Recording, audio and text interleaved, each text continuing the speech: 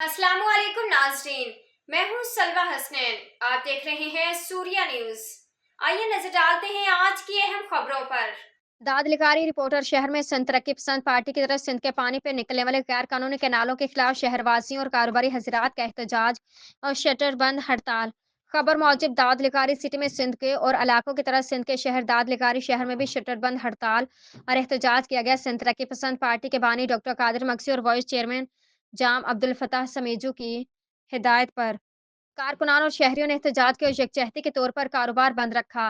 सिंध तरक्की पसंद पार्टी दाद लिकारी यूनिट के सदर Mahmood Gabol, general secretary Ali Ahmad लिकारी, Khan Zaman पताफी, मुख्तियारिंद Mohammad मूसा लिकारी, परवेज अली शर और हारी यंग वेलफेयर के सदर कामरेड शाहनवाज पताफी का कहना था कि वफाक की तरफ से संदू दरिया के पानी पर पंजाब में बनने वाले कैनालों को फिलफुल रद्द किया जाए। अगर कैनाल बनाए गए तो हमारी जमीनें बंजर बन जाएंगी, जरिया माश खत्म हो जाएगा और लाखों लोग बेरोजगार हो जाएंगे।